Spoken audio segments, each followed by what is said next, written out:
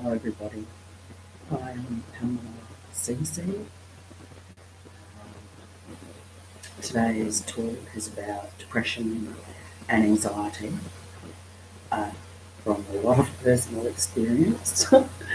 um, First of all, I'm going to read the disclaimer and my intent.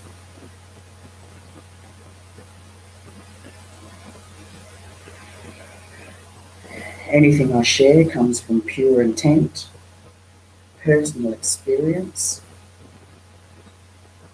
what I've studied, or taught to me by spirit. Never follow any suggestions or information without checking if it aligns to your value system, whether it feels true in your gut, whether it comes from a place of compassion and growth, and of course, check with a health professional before taking on any suggestions or any information. Blessings to you all.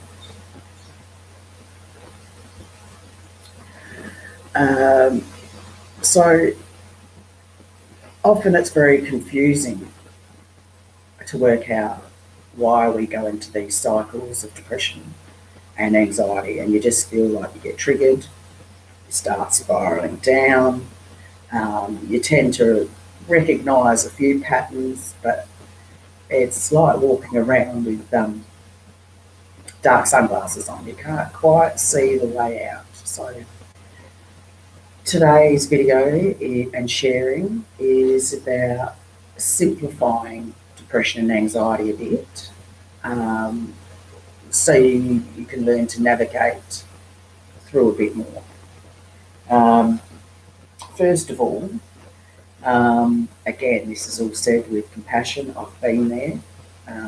Years and years and years of depression and anxiety, periods of self-harm,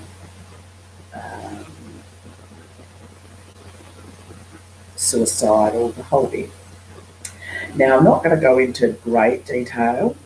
I'm going to dot point things because I don't want to trigger anyone into like a post-traumatic stress state, so the detail will be very limited. And at the end of the video, I will share some places to get help from if you are triggered. Okay, so what is depression? So to try and simplify that, depression is you've had several experiences in your life or a major experience in your life, and it's from the past. Depression is about the past, and it's a struggle of understanding, comprehending, accepting things that happened. And I don't mean accept as in it's okay that happened. Accepting that the fact is that happened. And we practice small acceptances every day that we don't even realise. Like when we get to the supermarket, for example's sake, and we go to the checkout and there's 10 people in the line and you're in a hurry that day. You know, you've got a doctor's appointment in an hour or whatever. On some level, you have to radically accept that there's 10 people in front of you in the line. I mean, you could not accept that. You could make a choice to leave your shopping at the shop and come back later. Like, there are choices, but essentially, if you want to get your items, you need to accept that there's 10 people in front of you in the line, and that's going to take however long it's going to take. So there's another radical acceptance. So you've accepted, something's just popped up. You've accepted that there's a lot of people in the line, but then you've accepted it's going to take X amount of time, and then you get your groceries. That's acceptance. So that's a small example of acceptance of what is. The evidence is there's 10 people on the line. The evidence is it's going to take longer than 2 minutes. Another small acceptance is, you plan to go out for a walk. You've decided that you're going to go out for a walk, and you look outside and it's pouring down with rain. You need to accept that to be able to make a choice, whether you're going to go out in the rain anyway or whether you're going to reschedule your walk. Okay, so I know this sounds really silly, but we're going somewhere here, right? So there's all these little acceptances. We're not really taught, especially in Western society, about reflecting within and practicing acceptances. So when we have much bigger circumstances in our life that impacted us greatly, we do get into a cycle of depression, of wishing it was different, of going over and over it, trying to work out, what we could have done differently so we didn't experience it. Like, we just really have trouble accepting some things that happen, and for good reason. There's some horrific stuff we've been through. So depression is about looking at the past, a lack of acceptance, not agreeing, acceptance that whatever occurred. Now often we need help when we've had big things happen, and often we don't get the help.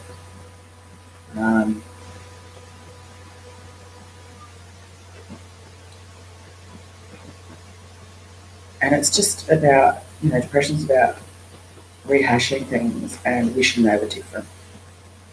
And it's hard.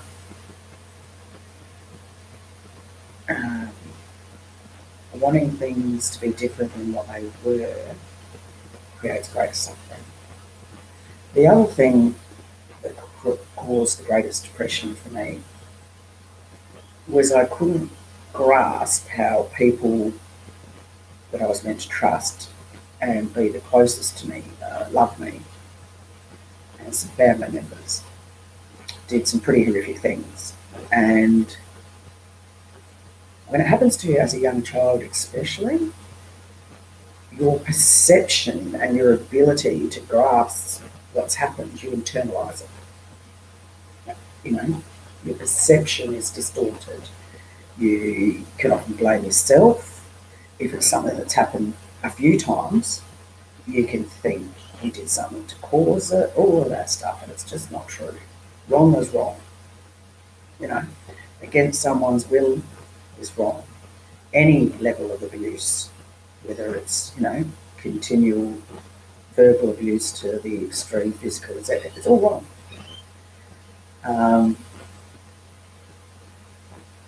So the main thing about depression is it is a lack of accepting what happened and distorted perception and aiming it in on self and thinking you're bad, you're wrong, you could have, you should have done better, could have, would have, should have, and you get into the whys and would have, could have, and it gets really entangled. Okay, so that's the sort of the nutshell for depression. And we move on to anxiety. What is anxiety? Well, there's two answers there. One is anxiety is future thinking, always thinking about the future because you've normally been rattled back here in the past, so you're trying to always be watching to avoid future problems. So you're always looking at the what ifs. And you assume, because you've had these experiences back here and your perception is distorted, understandably so, that future events are going to be the same and the same type of things are going to keep happening to you. So we get in this loop and this cycle. So this is why you'll notice that you often go The depression for a little bit, anxiety for a little bit, depression for a little bit, anxiety for a little bit, yes? And you get in that circle, yeah, it feels like it's never going to end. Well, once you get the right tools and the right type of help and do the hard work, it does. Anyway, so future thinking is always trying to anticipate what may happen. It's often a lot of assuming. It's often a lot of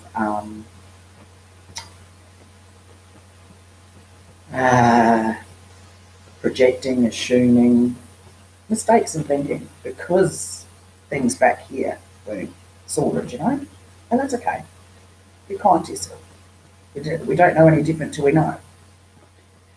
So the most important thing is to practice being in today. And that doesn't mean you ignore what's happened in the past. If it comes up to the surface that day, something gets triggered and an old wound comes to the surface, that's great. It means it's come up to be looked at and loved, not judged as you haven't done good enough. Why does this still bother me? And why can't I cope like other people? No. See yourself as a little child in here and go, okay, this has come up because it wants my attention. And it's okay that I don't know what to do with it. And I've got some suggestions. I mean, a lot of my videos will have lots of skills and suggestions, but there's also a couple of websites that I strongly suggest. Perhaps re-listen to this video and write them down then, just listen for now, yeah? One of them is DBT selfhelp.com, and the other one is CBT selfhelp.com. They're both free sites. They have an abundance of material and skills that you can download and dedicate. I used to dedicate an hour a day to these sites, and sometimes 2 hours a day, an hour in the morning, an hour at night. I decided that I wasn't going to let what happened to me as a child and several things that happened later on define who I am. That I needed to heal, and I wanted to get my power back. I wanted to heal, So these two websites I mentioned have lots of skills and information and talk on a deeper level about what radical acceptance is. Now, acceptance doesn't mean it's okay. And, in further coming videos, I'm going to do some guided meditations on radical acceptance. I'm going to try and share as many skills as possible with you guys, because, I'm breaking free from it all, and I want as many people to break free as possible.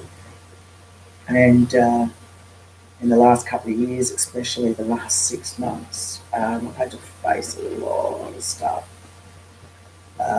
Some of my own behavioural patterns, good, bad and indifferent. Learn to have compassion that I had them and stop being so harsh on myself. And that's how I started breaking free and really making progress. I have some, if you're in Australia, I have a phone number here for adult survivors of childhood sexual abuse. Or if you know someone that's an adult survivor and you're struggling supporting them, or you're struggling with how it's affecting you, witnessing it, experiencing it with them, perfectly understandable. So the adult survivor number, which I've run many times, absolutely amazing. The most loving, caring volunteers that have obviously gone through a lot themselves, and that is 1-800-737-732. And Lifeline, again, an amazing bunch of volunteers that have obviously gone through their own hell, so to speak, and Not only myself have run them, I know quite a few people that have run them. Absolutely amazing. Like, there's nothing to be embarrassed about. So Lifeline is 13, 11, 14. If you're not in Australia, I suggest you do some Googling and find some supports. A lot of us, particularly at the moment, being in April 2020, um, with the quarantine and a lot of exposure of negative things that have been happening in the world, it can trigger us, yeah? Um, so now more than ever is a really good time to go within, dedicate as much time as possible, make this experience of being in quarantine an opportunity to do your research, get on these websites I suggested, and turn your life around. Take the steering wheel back. Take the steering wheel back, you know. Our perceptions get so distorted. I'll give you an example. So, um, my mum left my biological father when I was 8 months old. And I met my biological father for the first time when I was 22. I got on the phone, rang around, and found him. So I got a stepfather at about age 5. Um, anyway, for many years, because I had no information, of course, as a child, your perception, not knowing much about life, is, he doesn't love me, he doesn't care about me, he never came and found me. His other kids and his future, though his wife now probably doesn't know about me. All these assumptions. Because why? Because I had a distorted perception because I felt abandoned. Yeah, understandably so. Interesting is when I was 22 and I met him, I was really forward and just asked questions. And I was very lucky that he was open in return and talked to me about, um, gave me, the suburbs of some of the suburbs I used to live in growing up that he knew of and that he parked out the front. And, he wanted to see me but thought, I had this new life and this new dad, what would it do to me, blah, blah, blah. He shared with me that my mother had told him to stay away, which is true. She told me that as well. She thought she was doing the right thing due to circumstances at the time. Um, that he checked up on me a few times. He'd gone to see my nana a few times to find out about me. I then asked more questions. His wife, that he'd not long broken up with, knew about me. I met my siblings who knew all about me. So, two very different stories, yeah? I had this perception, which was distorted, understandably so, because I didn't know any different. And, when you're looking through a child's eyes and you don't know what life's about and how complicated it can be, and it's not all black and white, to he actually did care, and did check in, and, you know, um, that's the other thing I was going to do. I was going to share with you a list. Excuse my reading skills. I was going to, like I said, you can re-watch this and take notes. Yeah, this is really powerful. I used to have this on the back of my toilet door for many, many years. So a couple of times a day, I could check my thinking. So one of them is mistakes in thinking. Number one, all or nothing thinking, seeing things in black or white categories. Examples: I made a mistake on that, so the whole thing is ruined. Sounds familiar, doesn't it? When you have thoughts like that, you've got to challenge it. You know, it's not ruined. Start again or try again. But when we feel so badly about ourselves, We do get that all or nothing thinking, don't we? Number 2, overgeneralization. Seeing a single event as a never-ending pattern. For example, I get anxious, I am hopeless at everything I do. So we're not, we get into these negative patterns, don't we, instead of cheerleading ourselves. Be your own cheerleader. Number 3, mental filter. Picking out a single detail and dwelling on it exclusively, or making unwanted conclusions. For example, if while talking to someone and they briefly look away, I conclude that they think I am really boring, or they don't care, or yeah, we do that, don't we, when we've gone through cycles of depression and anxiety and we think we're not good enough. This is a really good list to write up and put on the back of your day door. Number 4, discounting the positive. Rejecting successful experiences by insisting that they don't count. This maintains a negative belief that it is contradicted by everyday experiences. For example, if I manage to catch the bus on one day, I discount it by saying it wasn't really a full bus today, so it doesn't really count. Number 5, jumping to conclusions. Making a negative interpretation of an event when there is no definite facts to support these conclusions. Mind reading. I was really good at this one. Mind reading. Automatically assuming that someone is thinking negatively about you and not bothering to check this out with them. For example, he thinks I'm stupid. Fortune telling. And this is very much to do with anxiety and future thinking.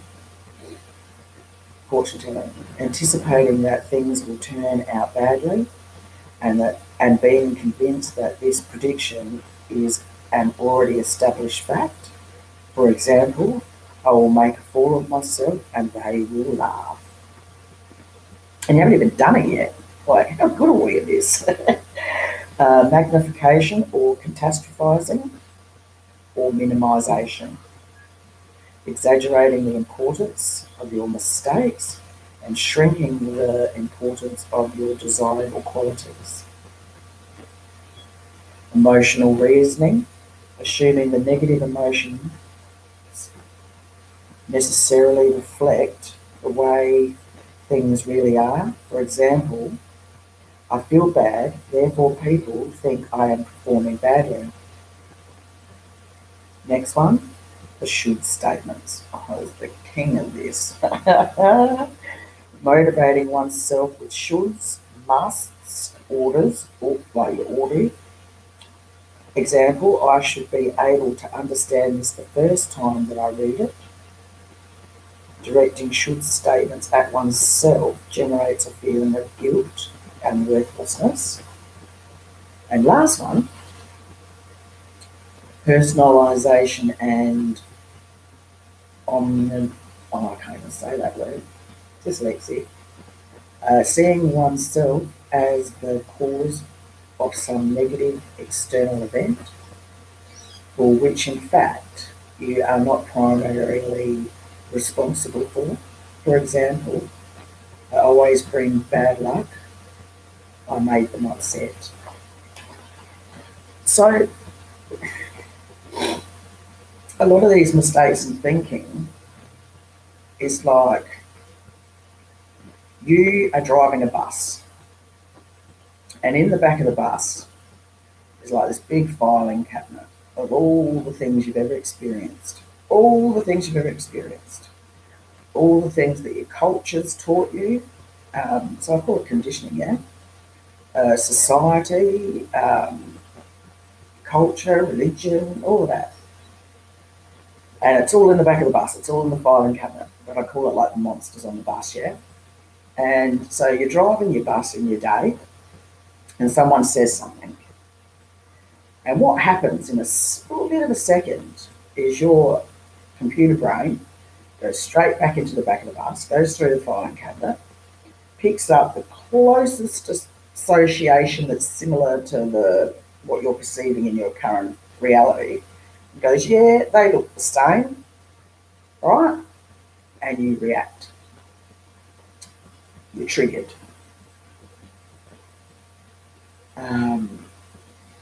We're not really taught to check our thinking and reflect, and we're not really taught that we operate from perceptions that are often distorted. We're not taught how to stand back and observe and check the facts of our thinking. And often if we've got core wounds like, I'm not good enough, I'm unlovable, I'm a failure, I'm abandoned, we understandably react. When you start recognizing, I've had this reaction in my body, someone said something, I've had this reaction in my body, we're often not actually upset with what the person said. It's because it's triggered something from the filing cabinet, and the monster in the back of the bus is like, rah, rah, rah. You know what I'm saying? So, I'm not going to go into all the teachings of it because obviously I'm not trained in the area. But, get on these two websites I said and start.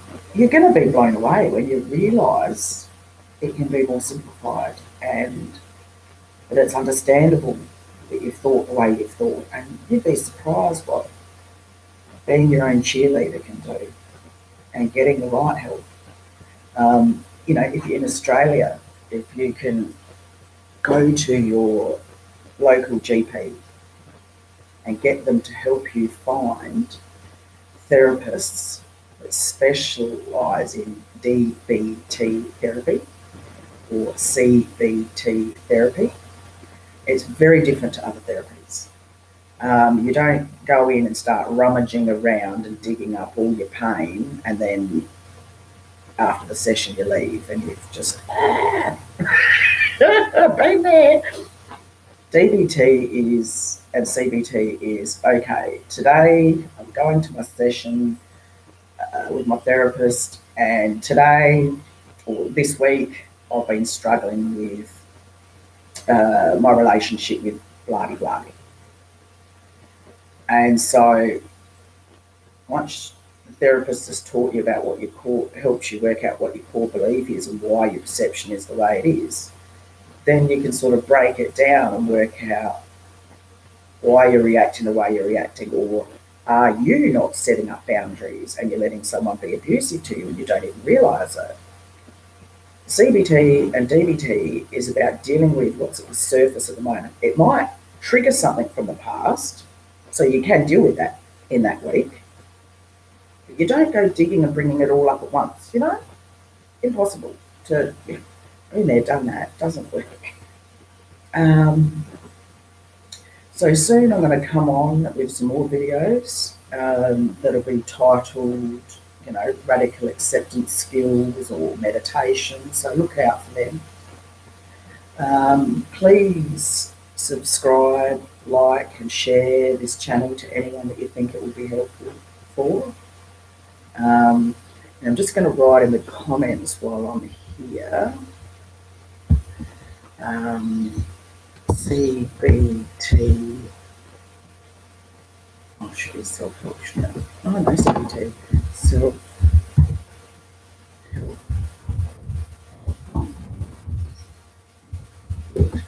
And DBT self-help.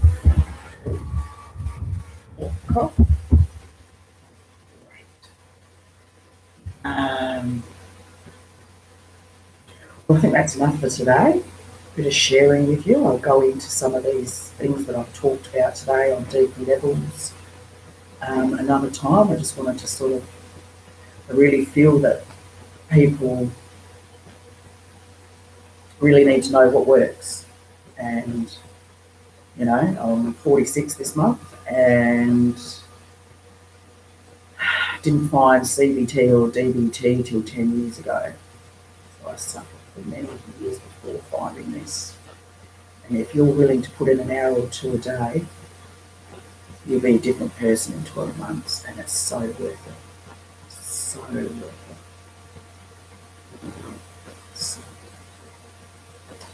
So yeah, look out for more meditations and skills and things to help you on your journey. I've had a lot of experience of finding out what works, so I hope it works for you too. And blessings for all.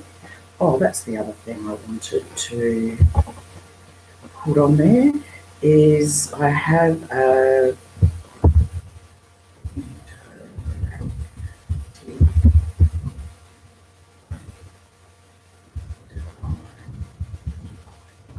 page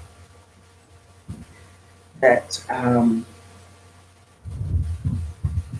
Facebook. It's called, oops, face, that doesn't work. I have a Facebook page called Interactive Divine Light, where I share a lot of information. Well, starting to, because it's time. It's time. So Interactive Divine Light. Share lots of information on there, lots of support. Blessings to you all. Bye for now.